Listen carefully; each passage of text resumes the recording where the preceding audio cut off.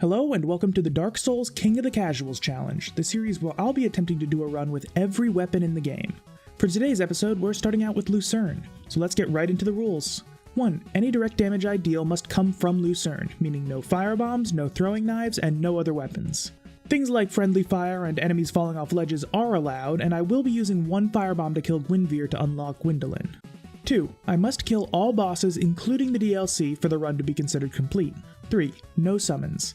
While I understand they're a legitimate part of the game, and if you use them, don't let anyone tell you otherwise, I feel like summons would go against the spirit of this challenge. 4. No breaking the game.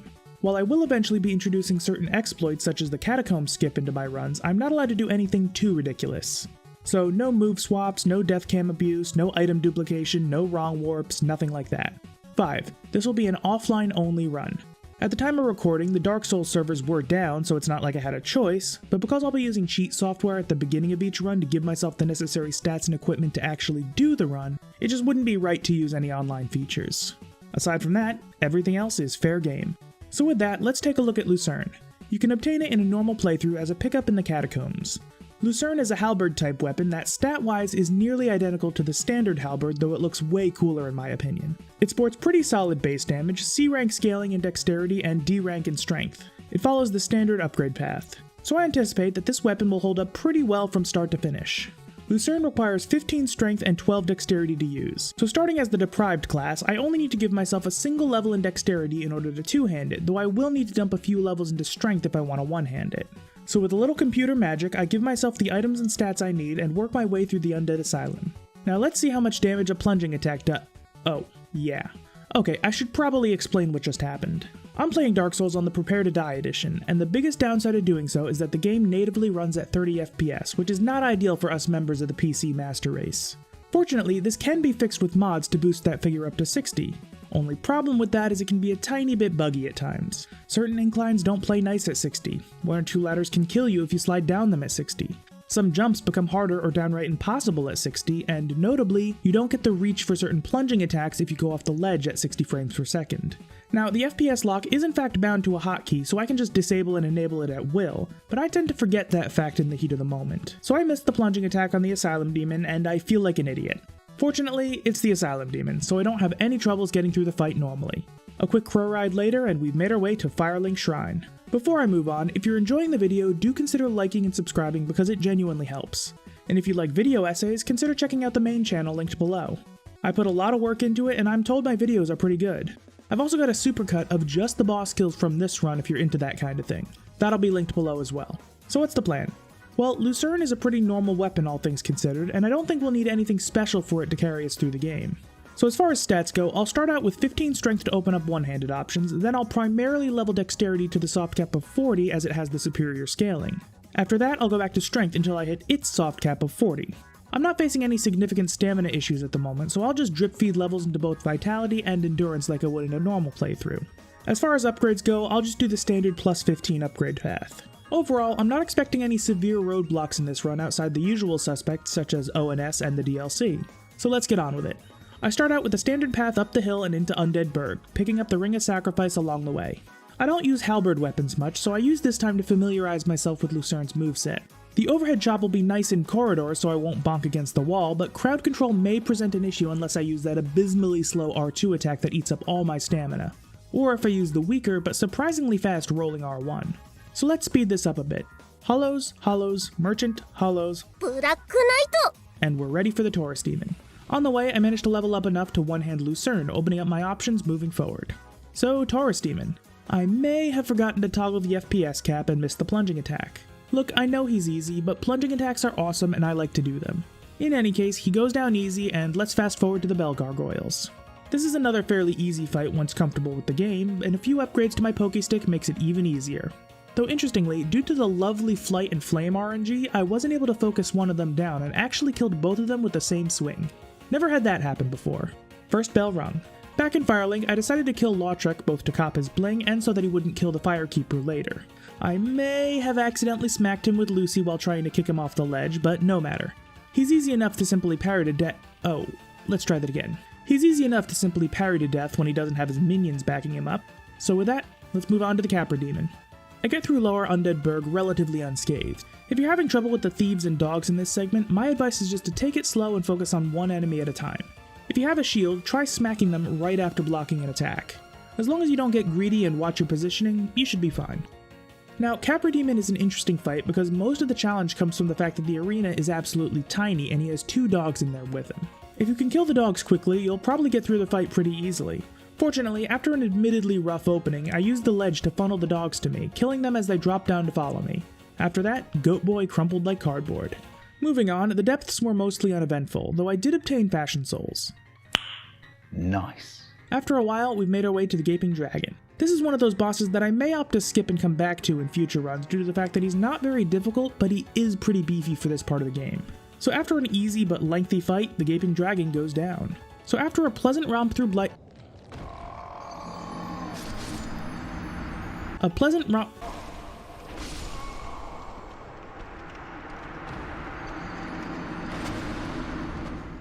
After making my way through Miyazaki's sick fetish, it's time to fight the spider waifu. Now, Quelaag is the first instance in the game where I feel like, yeah, this is a fucking Dark Souls boss. Challenging without being insurmountable, one-on-one, and the first time you're rewarded with a boss soul unless you go out of your way to fight the Moonlight Butterfly early. The fight itself can be challenging on your first playthrough, but once you memorize the timing of her swings and stabs and learn to watch your surroundings when it comes to the lava puddle she barfs out, she goes down pretty easy. Second bell rung, and go past an illusory wall to find the kindled bonfire and Best Girl. Yes, Quelaag's sister is Best Girl. She's canonically a total sweetheart, and I will not tolerate any slander in the comments. So now that both bells of awakening have been rung, we can move on to the next section of the game. But first, a quick suicide run to grab the Firekeeper soul. Using the shortcut to the Valley of Drakes, we make our way back to Firelink through New Londo. A short elevator ride into the Undead Parish, and we make a quick pit stop to Andre to give him the Ember we picked up in the depths, and to upgrade Lucy to +6. So with that, it's time to make our way through Jigsaw's Fuck Shack. This is an area that gave me a lot of trouble on my first playthrough. Traps and snakes absolutely everywhere. And while it can still cause problems on a bad day, once you get used to it, it becomes much more manageable. And it makes up for being a pain in the ass by providing you with some guaranteed large Titanite shards, which will allow us to upgrade Lucy a bit more, and the giants in the area will give us Titanite chunks, which we will need later, but aren't sold by any merchants. So that's nice. Fortunately for me, the traps are cooperative, and after a bit of a climb, it's time to fight the Iron Golem. This is another fairly easy fight. You can avoid most of his attacks by just running through his legs, and though he has a lot of physical defense, dealing damage to his legs will cause him to stagger. After which, you can just knock him over where he'll be immobile for what feels like a year, and you can get a bunch of free damage off on him. Alternatively, if you get the positioning right, you can just knock him off the platform entirely, giving you a nice easy kill, which is what happened to me. As a heavy weapon, Lucy's got solid damage on each swing, so I was hitting the Metal Man pretty hard despite his defenses. Victory achieved. On to Anor Londo. The trek through Pretty City was pretty standard. The rafters were stressful as always, the Zappy demons can suck my dick, and the Silver Knights in the palace were no threat whatsoever. After opening the various shortcuts, I made a quick stop at the giant blacksmith to bring Lucy up to +10. So now it's time to face what I'd say is probably the hardest boss fight in the main game relative to when you encounter it. Chris-chan and Sonichu. This is one of the biggest roadblocks for new players, but is in my opinion one of the best boss fights in the game. The trick here is to focus one of the two down, kiting around the room to keep them as separated as possible. Once one of them dies, the other will fully heal and go Super Saiyan. After a few deaths due to my own incompetence, we take down the dynamic duo and make our way to the Chamber of the Princess, and we go to the place for the thing, and oh, look at that! We got the Lord Vessel and can now fast travel between bonfires. Neat. Back to Firelink, we talk to Frampt, place the Lord Vessel, and we can now get started with a collection of the Lord Souls. You can tackle these next 4 bosses in any order, but I typically prefer to go Seath, then Bed of Chaos, then Nito, then 4 Kings. But before that, there's some things I want to take care of. I start out by heading down to New Londo, which for the record is my least favorite area in the game. I fucking hate this place. I don't plan to fight the 4 Kings just yet, and in fact I can't because I don't have the Covenant of Artorias. But there is one thing I want to do here before anything else. I make my way through the House of Horrors, drain the lower city, and pick up the very large Ember. This will allow me to use those Titanite chunks from Sen's Fortress and eventually bring Lucy up to +15. Next, I think it's time to take a trip back to where it all began, the Undead Asylum. A drop through the breaky floor pits us against our first truly optional boss, the Stray Demon. Since Stray is basically just an asylum demon that explodes, the fight was...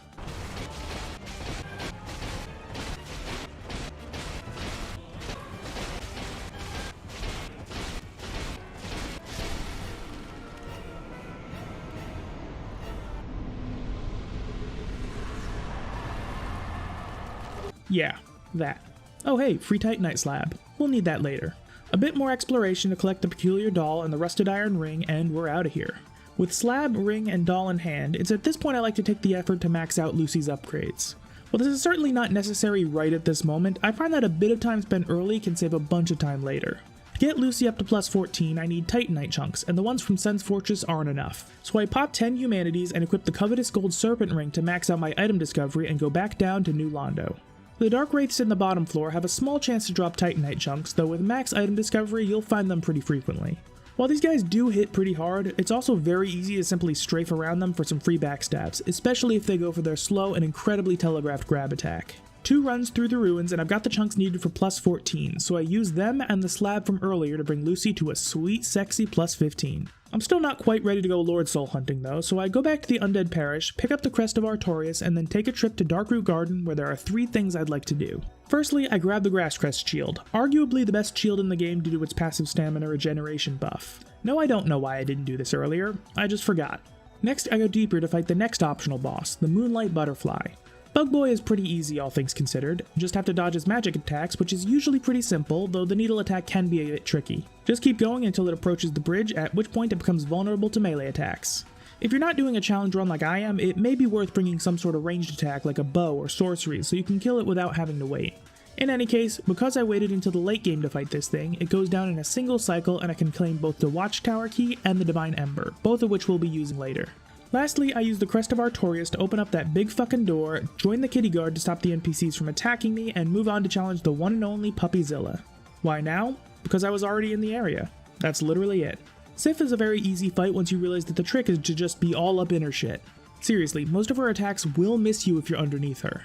I mean, I could just roll through her attacks, but this is easier. Only annoying thing is that her feet will sometimes stagger you and deal chip damage. Not gonna threaten the run, but it's annoying. In any case, I'm pretty overpowered for this fight, so I slice through the doggo, grab the Covenant of Artorias, and continue on my way.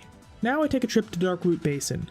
I personally prefer to go through the Watchtower and Undead Burg, but you could go through Darkroot Garden. On the way, I kill Havel and take his bling. Upon making it to Darkroot Basin, I clear the area of crystal golems, equip the rusted iron ring, and go to fight the Hydra. This bad boy is only a mini-boss, but it does need to die. This thing is far easier than it initially seems. The strategy I like to use is to equip a 100% physical defense shield. The heater shield is a good option that can be bought from the merchant in Undead Burg. Stand in the water, but not so far that you fall in.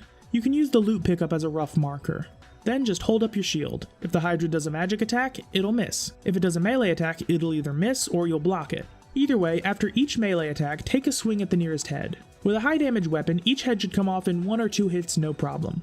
Repeat until dead. Amusingly, the final head likes to go really far away, so I had to chase it down, and right as I cut the damn thing off, I fell into the bottomless pit. But I still got credit for the kill, so it's all good. So after the Walk of Shame, I went behind the Hydra to kill the golden golem tucked away in a cave to free Lady Dusk. This is necessary to access the DLC content later. So we got one final thing to do before we can start hunting down those Lord Souls.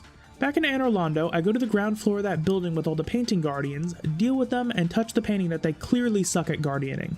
This brings me to the painted world of Ariamis. Now, this area is lovely, but it can be a massive pain in the ass. Fortunately, I don't care about most of the stuff here, and I can just ignore like 3/4 of the level. A quick trip up and around the few hollows and poison balloons allows me to make my way to a bridge guarded by an undead dragon. These guys are easy enough. Just stay off to one side and focus on his paws. This will allow you to easily avoid or tank the poison breath, and just roll away if he swipes you. Easy peasy. Beyond the bridge is the reason I came here in the first place. As much as it pains me, it's time to kill the hot furry. Her main gimmick is that she turns invisible. The trick is to be a fucking degenerate and look for her bare feet, as she'll leave huge ass footprints in the snow. Deal enough poise damage to her and you'll knock her out of invisibility. If you're having trouble finding her and don't want to get smacked, you can do a few rolls away in any direction, and 95% of the time you'll be out of her immediate attack range. But all that being said, in addition to being fluffy, she's also very squishy and no match for Lucy at plus 15. So I have absolutely no trouble destroying the one thing that can bring furries, foot fetishists, and normal people together. So now it's finally time to start collecting those Lord Souls. As stated earlier, I like to start with Seath, mainly because there's a Firekeeper soul on the way. No point in waiting to beef up my Estus after all. So I make my way past the Anger Pigs, and after a bit of trouble kill the Crystal Golem to collect the DLC key and make my way to the top floor for the first encounter with Seath. You can't actually win this fight, so you have to take the death, which is where the Ring of Sacrifice that I picked up way back at the start of the game comes in. So instead of losing my souls in humanity, I instead just lose the ring. though I still end up in jail. If you've ever played this game before, you'll know that this whole section is kind of a pain in the ass, and I had my fill of exploration during my first playthrough, so I'm just gonna beeline this shit. Kill the guard to break out of the cell, head to the bottom floor to shut off the alarm and nab the key to get out. Make my way all the way to the top to get to the archives proper. Now we get to deal with the library from hell. This section wouldn't be too terrible if it weren't for the fact that there are multiple channelers, mostly in hard to reach areas. These bad boys hit hard, love to zap you from a distance, can buff other enemies, teleport away if you're too slow in killing them, and most importantly, can suck my dick. That being said, this part of the game is pretty manageable once you know the area, assuming you don't care about picking the place clean. Just gotta run up, turn one set of stairs, drop down onto the other, turn them, open the shortcut, and boom. Easy access to both the bonfire and the exit. But first things first. I quickly grab the key in a chest in this new area, which will unlock a room back in the prison containing a Firekeeper soul and Big Hat Logan, assuming you saved him from Sen's fortress earlier. I quickly run back, skipping the jail bonfire, grab the soul and homeward bone back to the archives bonfire since the cell bonfire doesn't allow you to warp from it. From there, a quick warp to Best Girl lets me upgrade my Estus and we're ready to challenge Seath for real this time. I make my way through the Crystal Cave with no real issues. Yes, it sucked on my first playthrough, but you only actually have to run a total of 2 invisible platforms to get through, and for both of them you can just run straight forward. Time for Seath. He's really not so bad once you get the hang of his attack patterns. Hell, most of the time he's squishy enough so that it's not even necessary. Most of the time I just brute force it. Just gotta watch out for Curse. If you let that build up, it'll be both an insta-kill and a pain in the ass to cure. If you're worried, consider wearing the blood shield you can find on a bridge leading up to Priscilla. But in any case, Seath is dead and it's time for the next segment, which I like to call the unfinished amalgamation of lava bullshit. Warping back to Best Girl and heading down, we come across the first of 4 bosses in this segment. I was gonna give him a funny name like the Continuous Cum Shot, but come on, his name is already Ceaseless Discharge. That sounds like a side effect of gonorrhea. So since this fight is actually kinda awful, I prefer to kill him the canonical way. Steal his sister's clothes to aggro him, he'll get so pissed that he rips his own arm off and then hoof it back to the entrance. Then just wait and smack his hand until he falls. This fight is pretty much the same no matter what weapon you use. Now that the lava is drained, we can move on. Dropping down this ledge here allows you to skip that clusterfuck of Capra demons. I personally like to kill this worm to unlock the bonfire here because I just know that if I don't, I'll fuck up and have to do that whole run back again. Time for Asylum Demon 3.0. Now, I actually think Asylum Demon is a great tutorial boss, and going back to Stray Demon for what's essentially a powered up version of that fight right underneath where the original counter was is a great piece of game design. But did we really need to see this boss a 3rd time? Sure, it's got 1 or 2 new moves, but I think this core design really overstays its welcome and it just reinforces the notion that the entire Izalith area of the game was rushed and unfinished. Well, in any case...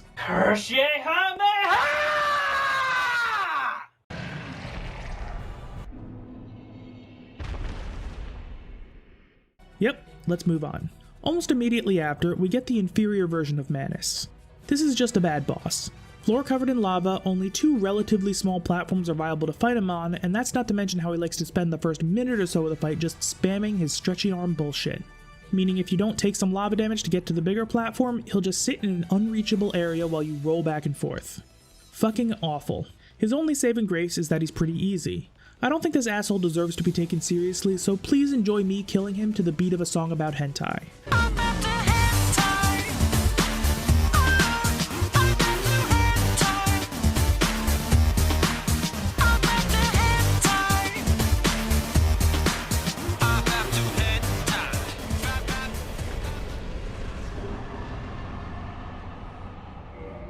So moving on, it's time to go to Lost Izalith and close out the next Lord Soul. I won't harp on about how obviously unfinished this part of the game is, but come on. This area has the potential to be a great stage, but it's just not.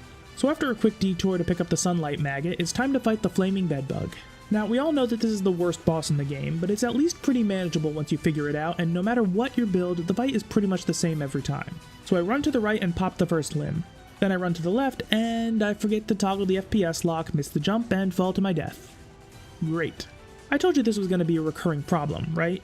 So next attempt I actually remember what I need to do, and that's limb number 2. So now, all that's left is one more jump and goddammit, fucking Firestorm piece of shit! One more jump and the bug is squashed. Back to Firelink and into the catacombs. This area went pretty smoothly, all things considered.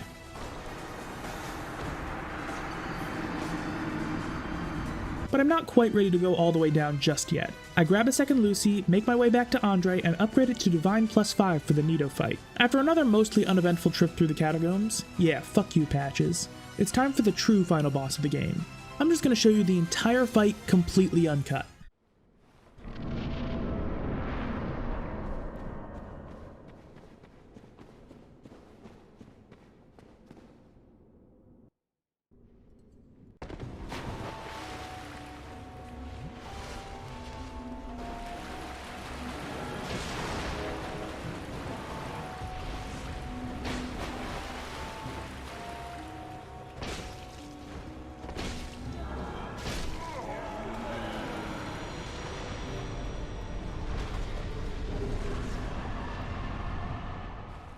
Yep, that's Pinwheel for you. So I don my sexy maggot and make my way through the Tomb of the Giants. Yes, I should probably learn how to navigate this section without relying on a light source, but that's a task for future ads. Besides, with another 127 runs ahead of me for this series, there's time. So I make my way through the level, but before I challenge Nito, I make sure to have both Lucernes equipped. The weight pushes me out of fast roll range, but his attacks are so slow that it'll be fine. I use the Divine Lucy to take out the small skeletons.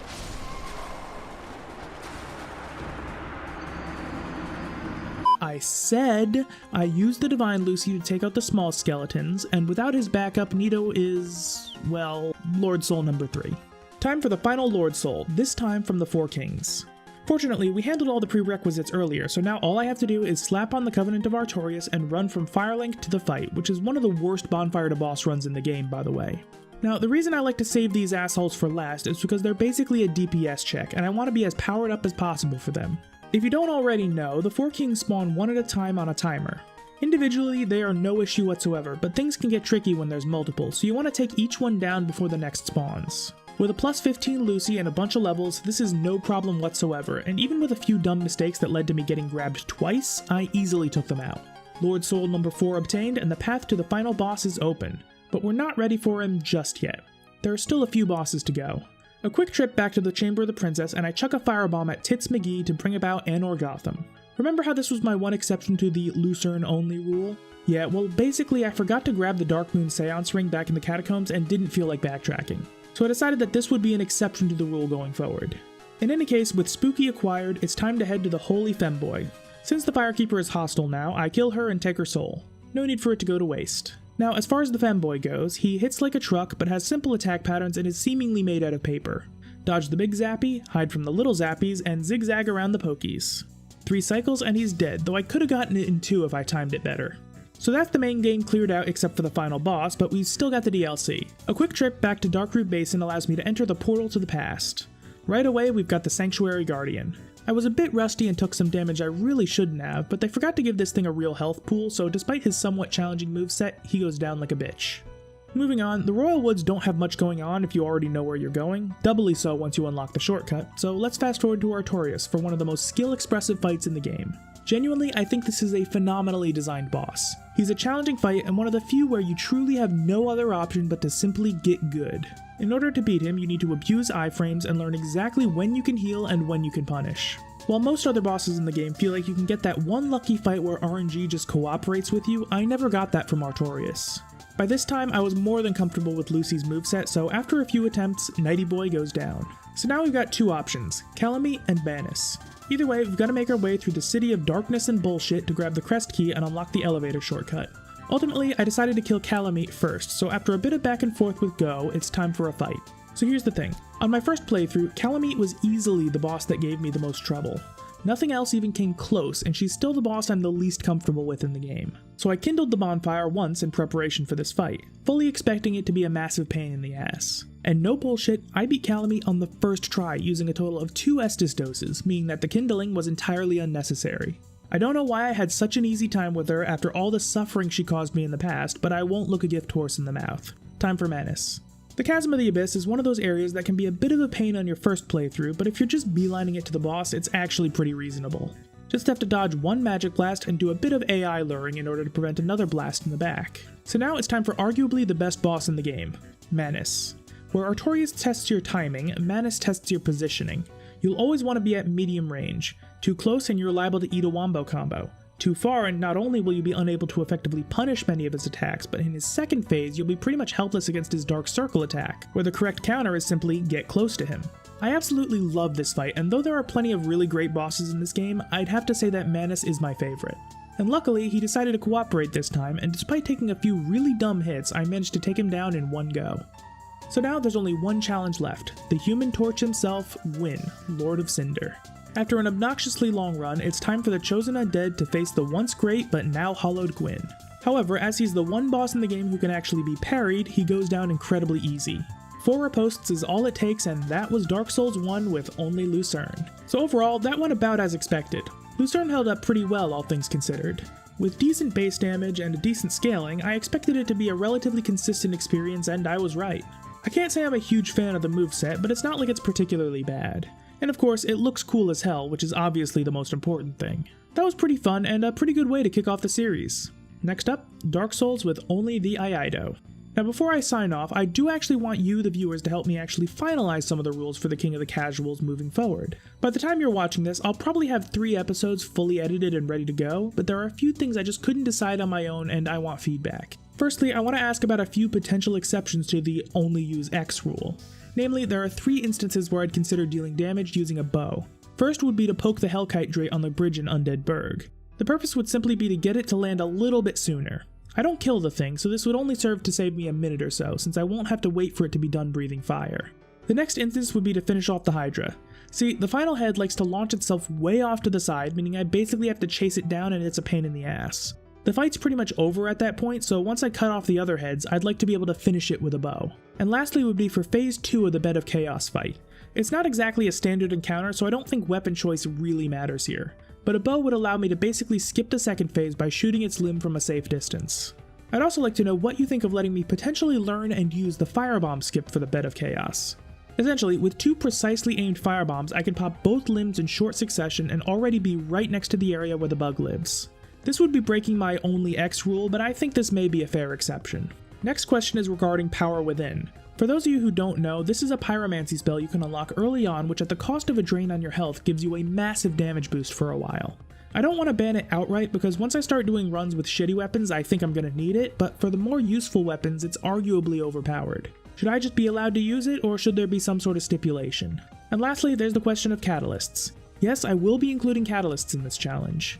I just want to know, can I use sorceries during those episodes?